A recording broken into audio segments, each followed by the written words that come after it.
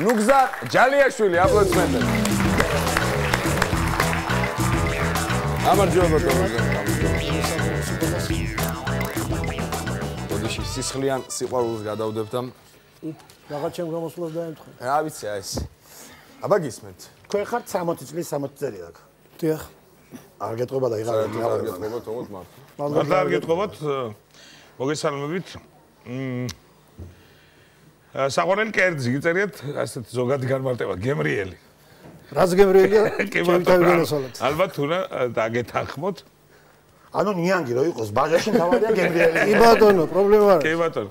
და იდეალი ხალი კაცი უღიპო. ანუ ზოგადად. მე და შენ ვარ უყარ, ნუ ზირთად გიორგისთან ახართ მოსული. ხოდა გაუჩინოს იმან გიორგი.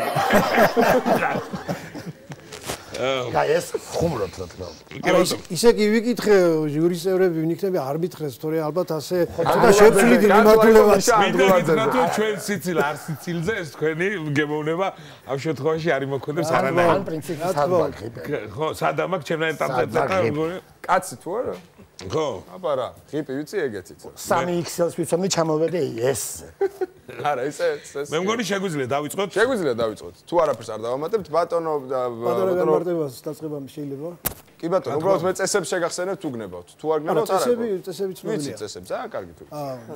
აქ ისეთი ანეკდოტების ცოცხალი ენციკლოპედია ბრძანდება, რომ თავი შევიკავე ანეკდოტების მოყოლისაგან და უმეტეს ნაწილს მოგახსენებთ ის, რაც სინამდვილეში მოხდა და თავად მე გადამხდა.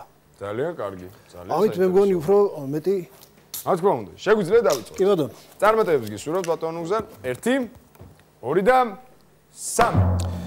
ერთხელ ბაზარში გიორგი გორელ მეხილეებს მივადექი. სურვილი გამიჩნდა. დავკვირვებოდი ვინ როგორ მოიქცეოდა უცნაური შეთავაზებების გამო. და ერთ-ერთს ვეკითხები. რა ღირს შენი ვაშლი?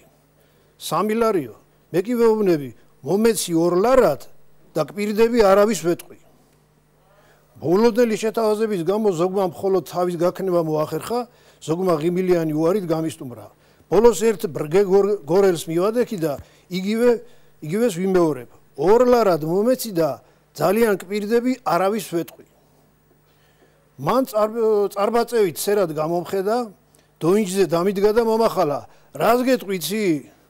ამას კაპიკი არ დააკლდება და წადი და ვისაც გინდა მოუყევი. შემდეგი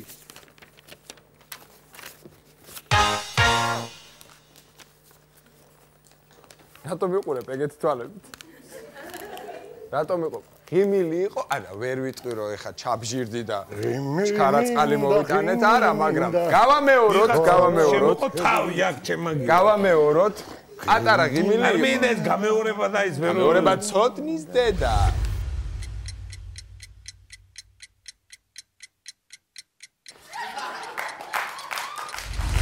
კარგი. ძალიან კარგი, ხო მომბობდი, აი?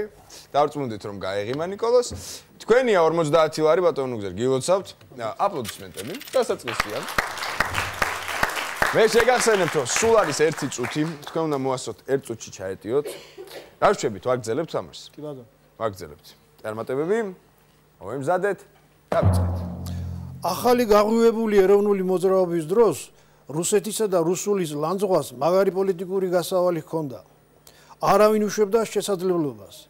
ერთ-ერთ შეხვედრაზე სიტყვით გამოვიდა ნაცნობი ფილოლოგი და მიიზდგა და რა მიიზდგა საწყალ რუსეთს.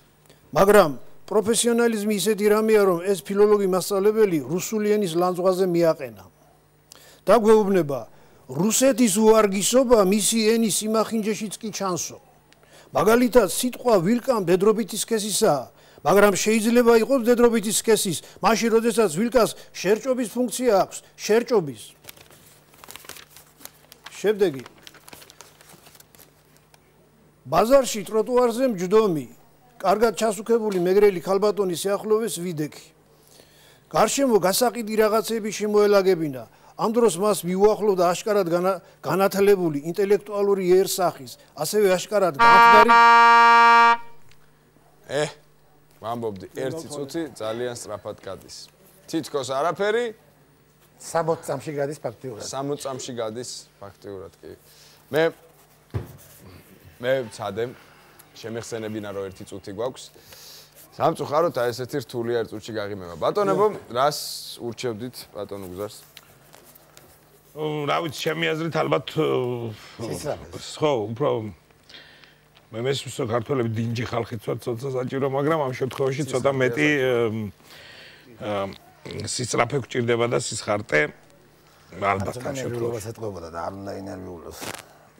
ო, ნუ დრო პრობლემაა. ბატონო გზა, დიდი მადლობა რომ მობრძანდით. აუცილებლად გელოდებით ამ სცენაზე კიდევ. გათვლილი, დაალაგებული ყველაფერს და კარგად ბრძანდებოდით, აღმოჩნდა.